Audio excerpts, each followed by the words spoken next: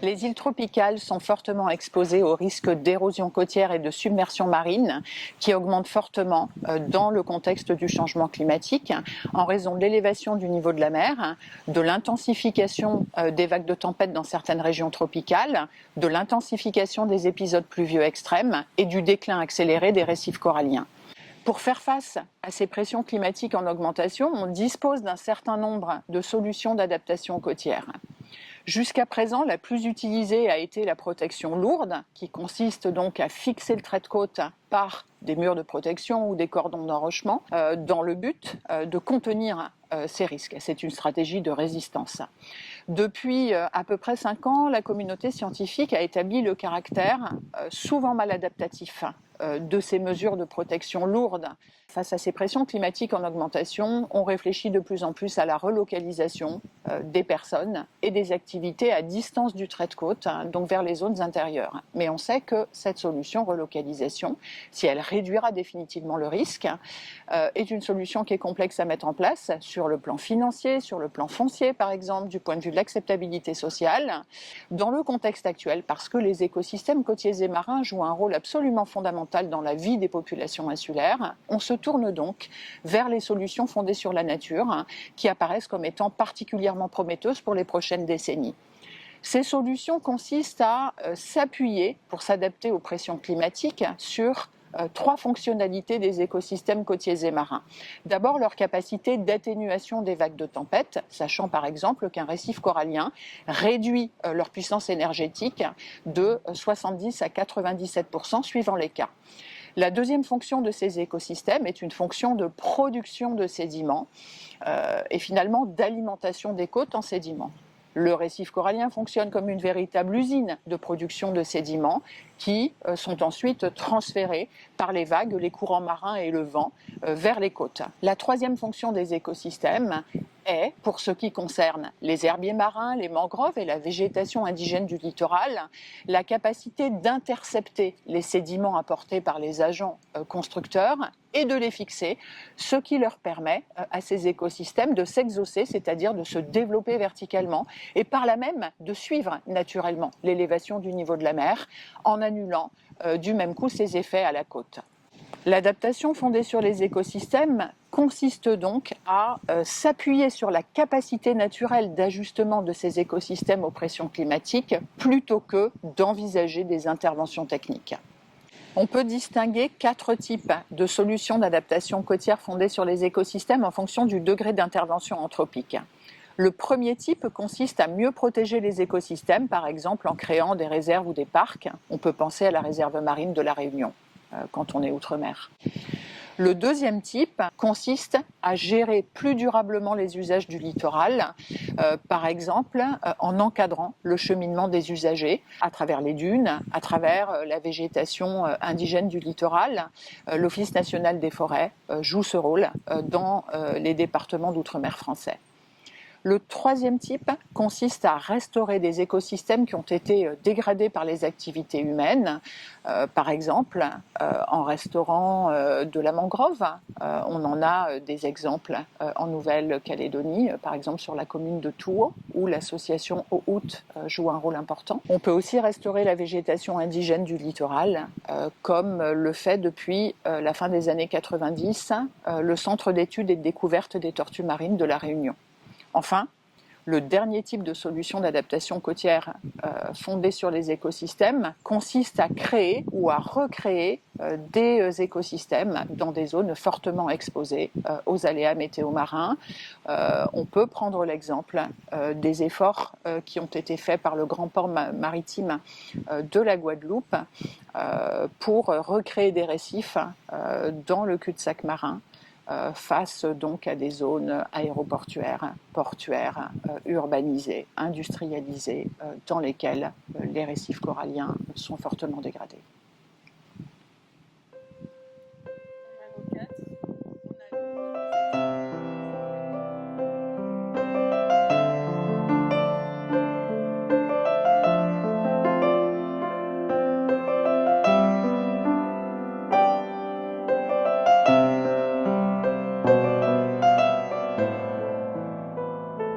Le Le projet Adaptom est un projet de recherche-action qui a été spécifiquement pensé pour répondre aux besoins des acteurs opérationnels qui sont investis dans le champ des solutions d'adaptation côtière fondées sur les écosystèmes.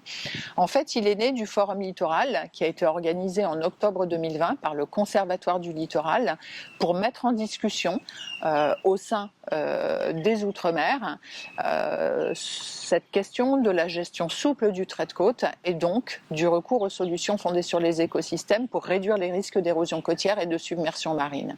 Au cours de ce forum, qui a réuni à peu près 200 acteurs des Outre-mer, 3 besoins ont été exprimés.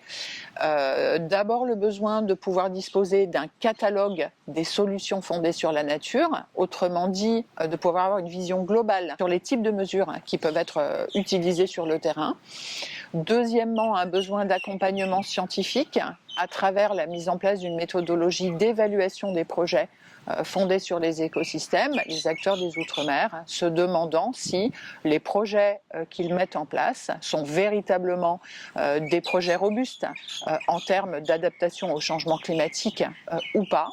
Et le troisième besoin qui a été exprimé par cette communauté de pratique a été de pouvoir disposer de temps de partage d'expériences et de mise en réseau pour que les acteurs des différents territoires puissent apprendre des expérimentations qui sont conduites par d'autres à 3 échelles territoriales. D'abord au sein de chacun des Outre-mer. On a par exemple au final pu recenser 7 projets qui sont conduits en Guadeloupe et on a pu se rendre compte que les acteurs de la Guadeloupe ne communiquent pas forcément beaucoup entre eux sur leurs pratiques de solutions fondées sur les écosystèmes. La deuxième échelle, c'est celle des bassins océaniques. Faire en sorte par exemple que Guadeloupe et Martinique fassent de l'échange d'expériences. Et la troisième, c'est les Outre-mer pris dans leur ensemble, donc faire en sorte que, par exemple, les porteurs de projets de restauration végétale de la Réunion puissent échanger avec ceux qui conduisent le même type d'action aux Antilles. Ces besoins des acteurs opérationnels sont entrés en résonance avec le projet scientifique que j'avais de développer davantage mes travaux sur cette question des solutions fondées sur la nature. Pourquoi ? Pour 2 raisons principalement.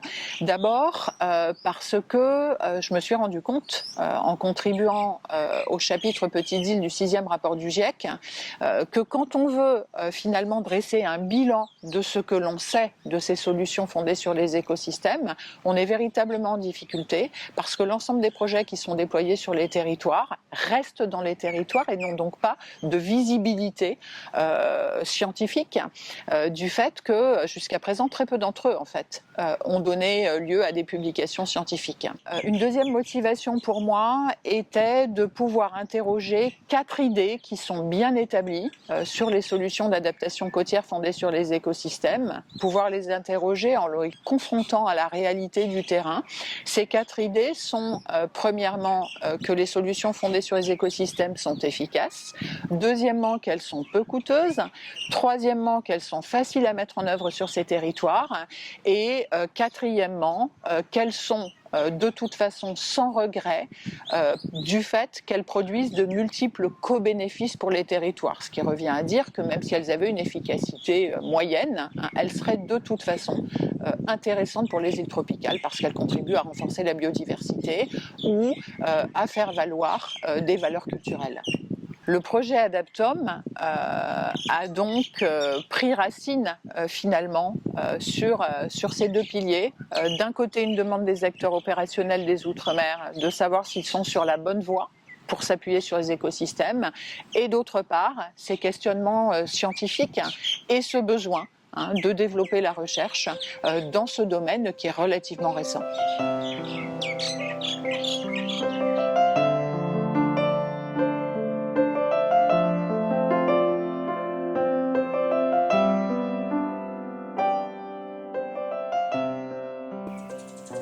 Dans le cadre d'Adaptom, l'évaluation des projets de solutions fondées sur la nature a été réalisée en partenariat étroit avec les acteurs publics, privés et associatifs qui les portent et qui les mettent en œuvre sur le terrain. Globalement, cette méthodologie comprend 4 étapes principales. La première, c'est l'identification des projets avec l'appui de ces acteurs pour en dresser une cartographie. La deuxième étape consiste en la collecte de données sur ces projets à partir de 3 sources principales. L'analyse de la documentation existante, par exemple des rapports techniques qui ont pu être produits dans le cadre de la réalisation de ces projets. La réalisation avec les acteurs de visite sur site pour pouvoir prendre connaissance dans le détail des actions techniques qui ont été mises en œuvre sur le terrain et la réalisation d'entretiens semi-directifs auprès des acteurs porteurs de projets et de leurs partenaires pour collecter l'ensemble des données qui sont nécessaires pour couvrir les différents champs de l'évaluation. La troisième étape est consacrée à l'évaluation proprement dite, qui est réalisée par les chercheurs avant d'être discutée et validée par les acteurs porteurs de projets. La quatrième et dernière étape est une phase d'analyse et de partage des résultats à travers en particulier la réalisation d'ateliers de restitution sur le terrain, des ateliers qui durent 2 à 5 jours en fonction des territoires, et la finalisation de l'ensemble des livrables. L'évaluation Adaptom prend en compte 3 grands domaines: la capacité de réduction du risque de ces projets, les conditions favorisantes qui soutiennent leur déploiement et leur succès, et les externalités qu'ils génèrent, autrement dit, l'ensemble de leurs impacts positifs et négatifs en dehors de la réduction locale des risques.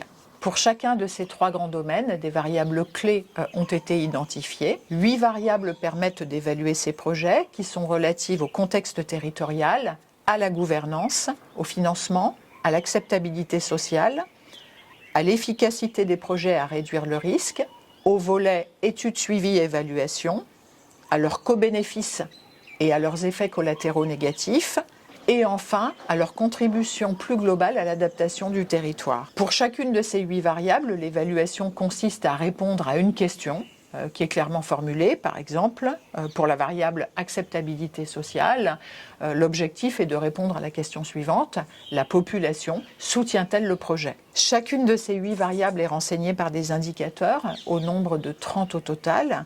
Par exemple, en ce qui concerne la variable gouvernance, l'évaluation inclut 4 indicateurs: les capacités humaines et techniques à réaliser le projet, l'implication des parties prenantes, la contribution du projet au renforcement des capacités locales et la capacité des porteurs de projet à anticiper et à résoudre d'éventuels conflits qui pourraient survenir pendant son déploiement. Chaque indicateur est évalué en utilisant un système de scoring. On en voit ici un exemple. La méthode utilisée procède ainsi par jugement d'expert, ce qui signifie que chaque chercheur attribue un score à chaque indicateur en s'appuyant sur une notice méthodologique détaillée et rédige les éléments de justification des scores. Les scores sont ensuite comparés et discutés par les chercheurs qui déterminent ensemble un score consensuel. Pour terminer, les scores et leurs justifications sont soumis aux porteurs des projets qui en prennent connaissance, les commentent, les valident ou demandent aux chercheurs à les discuter s'ils le souhaitent. Cette dernière étape de validation clôt l'évaluation. Au final, les résultats de l'évaluation sont synthétisés sous la forme d'un graphique radar qui le retranscrit à 3 niveaux, à l'échelle de chacun des 30 indicateurs, de chacune des 8 variables pour lesquelles on calcule la moyenne des résultats obtenus, et enfin à l'échelle de chaque projet sur la base d'un indice synthétique sur 100 qui fournit une vision d'ensemble du potentiel adaptatif du projet. Ces graphiques radars mettent en évidence les forces et les faiblesses de chacun des projets évalués. Leur comparaison permet de déterminer si, sur un territoire donné, les projets de solutions fondées sur la nature ont les mêmes forces et faiblesses, ou si certains projets ont des forces là où d'autres ont des faiblesses, ce qui permet de travailler sur des transferts de savoir-faire pour renforcer la capacité d'adaptation globale du territoire. Au-delà, ce travail d'évaluation permet aussi de mettre en lumière les leviers et les obstacles au déploiement et au succès de ces projets de solutions fondées sur la nature, et donc d'identifier des solutions pour lever les obstacles. À ce sujet, une question qu'on s'est posée était de savoir dans quelle mesure la réglementation existante est facilitatrice pour le déploiement des solutions fondées sur la nature ou pas. Ainsi, la réalisation d'un diagnostic juridique va nous permettre de déterminer si ce serait utile ou non de proposer, par exemple, un amendement de certaines lois pour renforcer la capacité des territoires à déployer les solutions fondées sur la nature.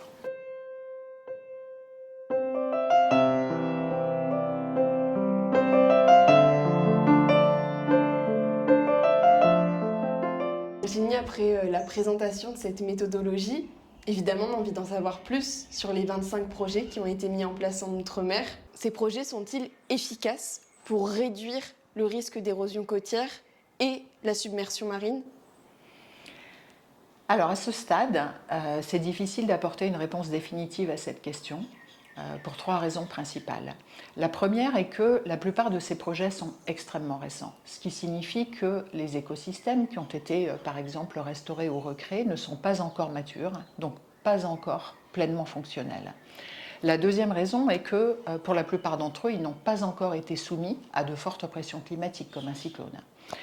Et la troisième raison est que dans le cadre de ces projets, souvent, l'évaluation de leur efficacité à réduire le risque n'est pas mesurée. Si on prend pour exemple les projets de restauration de mangroves, en général, ce qui est évalué, c'est le taux de survie des espèces et leur taux de croissance.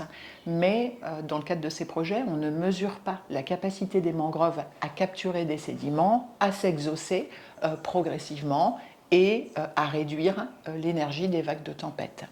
Les résultats Adaptom montrent qu'il existe une expérience solide sur les techniques de restauration de la végétation indigène du littoral à La Réunion et aux Antilles, expérience qui mérite d'être partagée avec l'ensemble des Outre-mer. Grâce à cette expérience, on observe aujourd'hui un début de montée en échelle de ces projets, avec d'une part un transfert des sites expérimentaux initiaux vers de nouveaux sites côtiers, d'autre part une généralisation de ces actions de restauration végétale à l'échelle de cellules sédimentaires entières, et enfin des transferts du public, par exemple de l'Office national des forêts, vers des acteurs privés comme le Club Med, l'ONF, accompagnant le Club Med sur son village des Boucaniers en Martinique dans la mise en place de périmètres de restauration végétale. Les projets d'adaptation côtière qui s'appuient sur les écosystèmes dans les Outre-mer montrent quand même un certain nombre de limites. La première est que la plupart de ces projets sont encore des projets pilotes, des projets expérimentaux qui sont mis en œuvre à une échelle micro-locale. Et à cette échelle-là, on n'aura pas d'efficacité à réduire le risque.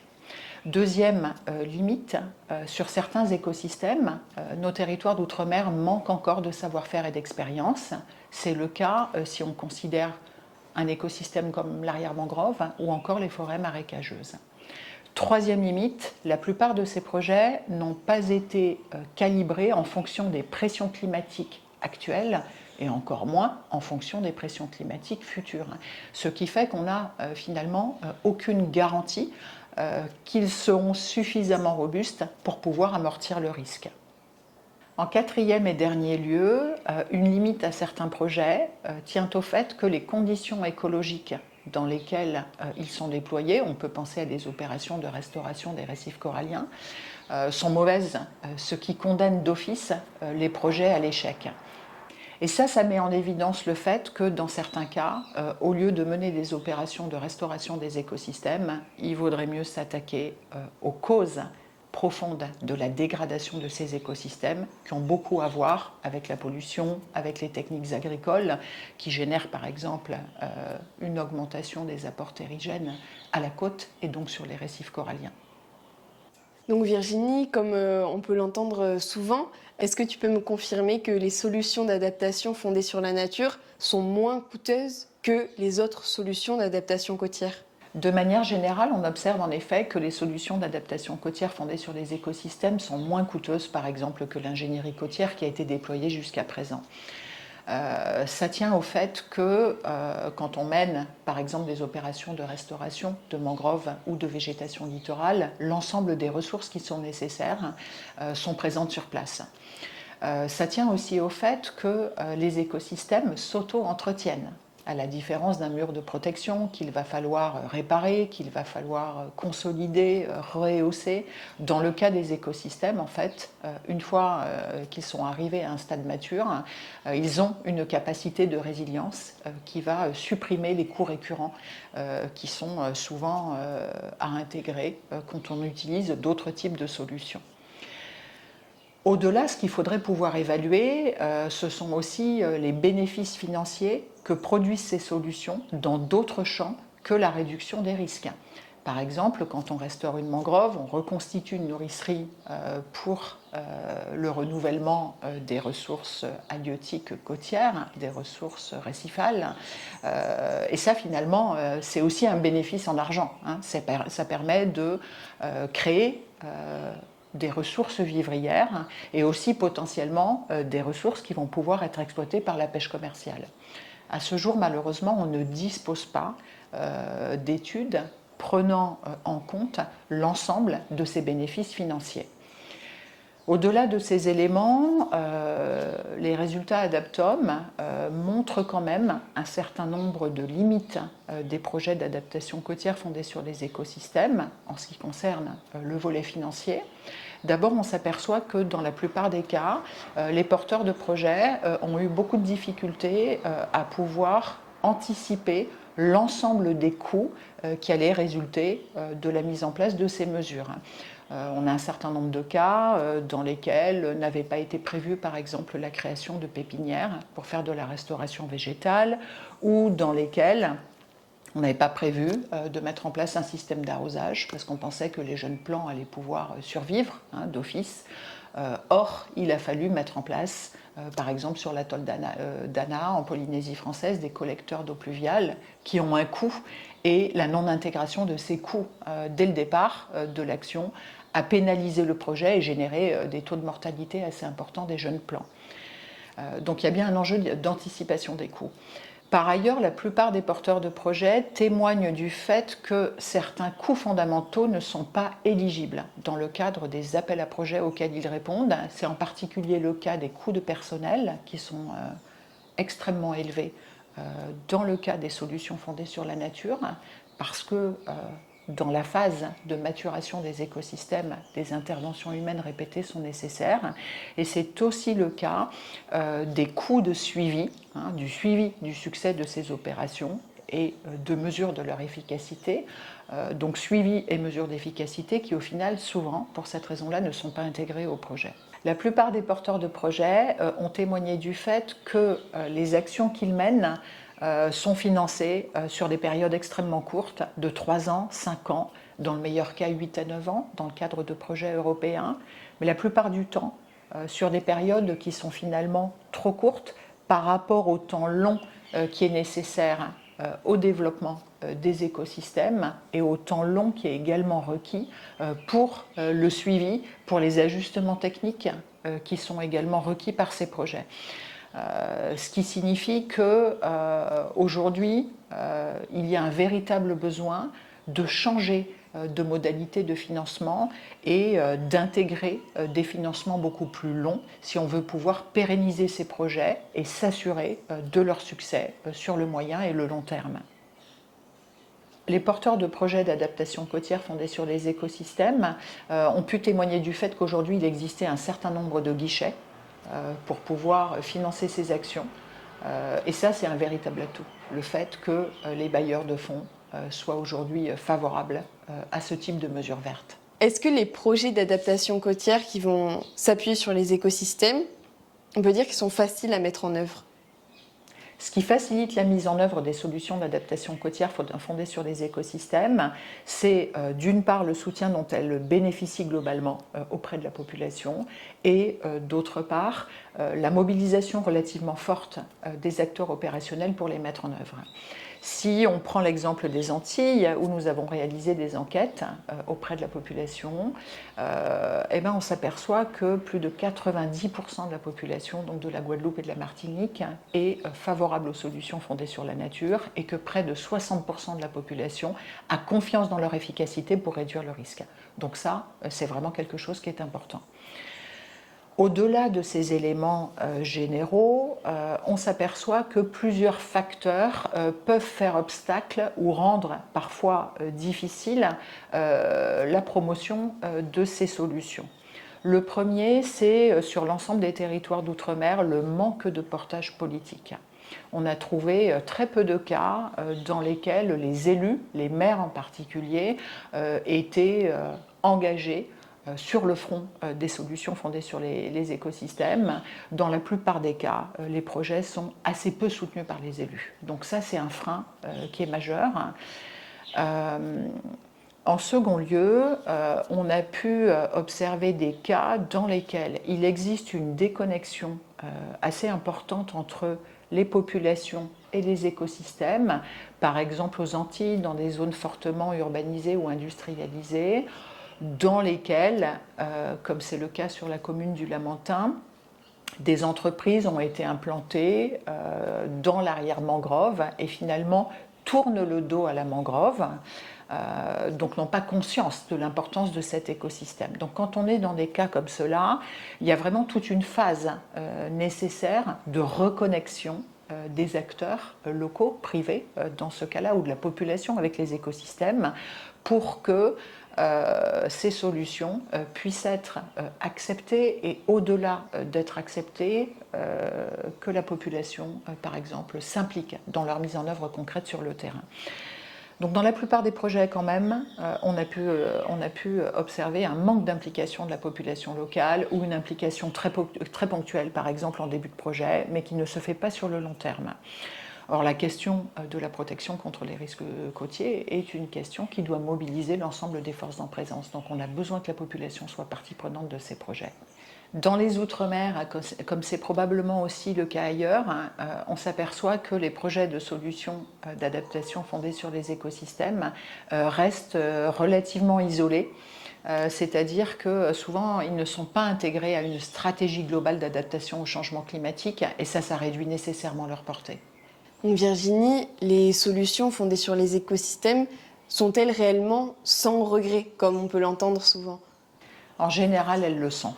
C'est-à-dire qu'elles produisent de nombreux bénéfices pour les populations locales, que ce soit des bénéfices en termes d'amélioration du paysage, en termes d'appui à la reconstitution des stocks de poissons, ou en termes d'appui pour faire valoir des valeurs culturelles, par exemple. Les solutions fondées sur les écosystèmes peuvent aussi être à regret quand on n'a pas de portage politique et à cause de ça, pas d'adhésion de la population locale. On a un cas à Wallis où un maire avait lui-même une forte préférence pour les cordons d'enrochement et où la population finalement a adhéré à cette préférence et a donc décidé de mettre le feu aux pépinières de palétuviers qui avaient été créées pour mettre en place des opérations de restauration de mangroves. L'échec d'une solution fondée sur les écosystèmes va avoir pour conséquence un vécu extrêmement négatif par la population qui fait que si demain on voulait la solliciter à nouveau pour mettre en place ce type de solution, très probablement elle ne suivrait pas.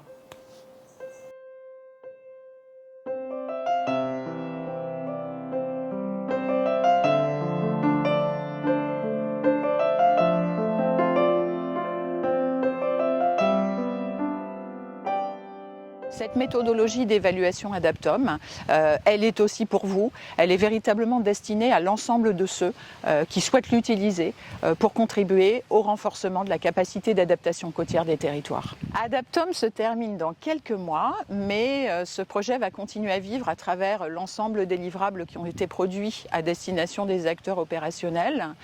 Parmi ces livrables, les recueils Océan Indien, Caraïbes et Pacifique qui présentent les 26 projets d'adaptation fondés sur les écosystèmes que nous avons évalués. Également des capsules vidéo qui, en une quinzaine de minutes, en incarnant ces projets, puisqu'ils donnent la parole à leurs porteurs. Il y a aussi la production de ce documentaire qui se focalise sur la présentation de la méthodologie Adaptom à des fins de transfert vers le monde opérationnel, donc les acteurs institutionnels, les associations et ONG qui sont engagés dans ce champ, mais également les acteurs privés, on peut penser aux bureaux d'études ou aux compagnies touristiques. Adaptom va aussi continuer à vivre à travers d'autres applications qui vont être réalisées, notamment dans l'océan Pacifique et dans l'océan Indien. Alors dans l'océan Pacifique, nous allons réaliser des évaluations de projets, de solutions fondées sur la nature, mais aussi d'autres types de projets d'adaptation qui s'appuient par exemple sur l'ingénierie lourde ou sur des actions de relocalisation. Donc l'idée va être d'étendre le champ d'application de cette méthodologie à d'autres types de solutions pour pouvoir finalement avoir une cartographie beaucoup plus large et un bilan beaucoup plus fourni sur où en sont finalement les territoires insulaires tropicaux en termes de capacité d'adaptation côtière. Dans l'océan Indien, c'est dans le cadre du projet AdapNat qui est soutenu par l'Agence française de développement dans le cadre de son programme Adaptation phase 2 que nous allons continuer à travailler sur les solutions fondées sur la nature. Louise Burban, ingénieure d'études au laboratoire Lien, va m'accompagner en réalisant l'évaluation des projets qui sont déployés à Maurice, aux Comores et à Madagascar. Au cours de cette première mission de terrain AdapNat, nous avons pu identifier plusieurs projets de solutions d'adaptation côtière fondées sur la nature, comme ce projet à Bellemare qui visait à retirer cette espèce de résineux qu'on retrouve ici, qui se nomme Philao dans l'océan Indien et qui a été remplacé par des espèces indigènes comme le cévola derrière moi. Ce projet a été porté par le gouvernement et a notamment été mis en place sur la plage publique du Morne-Brabant et de Flic-en-Flac. Nous avons également identifié d'autres projets, comme un projet de création de mangroves au Morne-Brabant ou encore des projets hybrides, comme la création d'une plage de gravier stabilisée par 2 épis à Casnoyal. Alors notre mission de mars 2025 visera à discuter avec les porteurs de projets et à évaluer les projets d'adaptation côtière fondés sur la nature que nous avons pu identifier en octobre 2024. Je pense que ce programme de recherche et les futures opportunités qui s'offrent à nous nous permettent véritablement de changer le futur, de changer en tout cas les trajectoires futures d'adaptation côtière.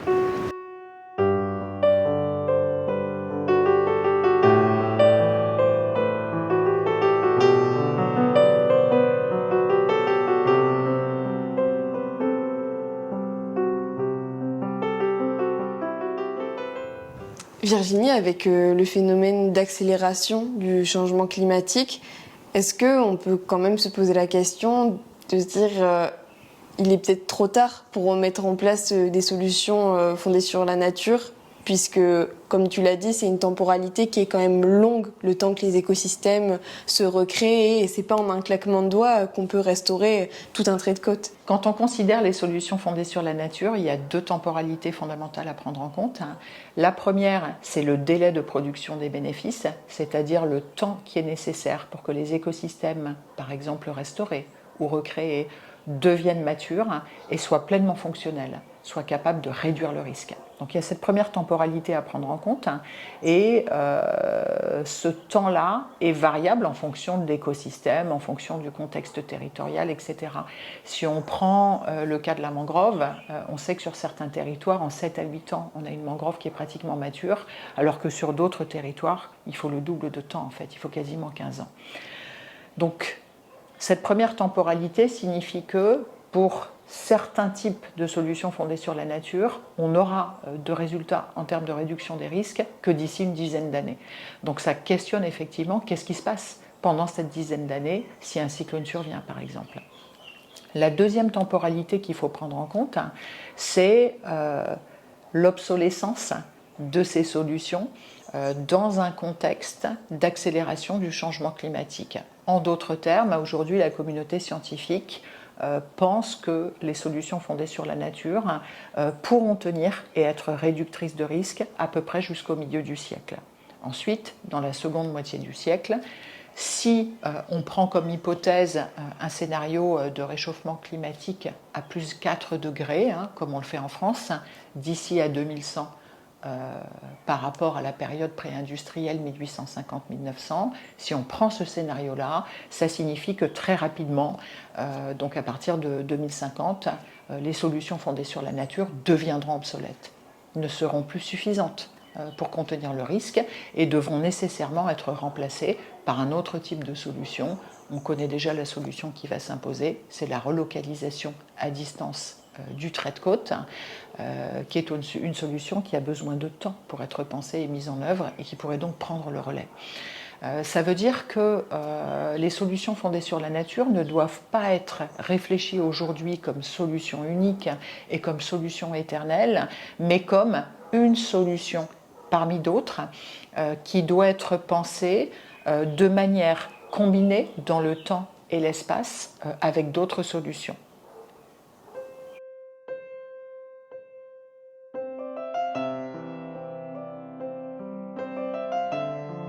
C'est un très bon exercice en fait. Ah oui. Tu fais des filmages toute la journée et là tu apprends. Gérer les nerfs.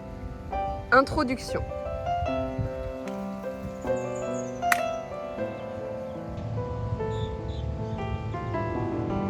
J'attends que sois attentif.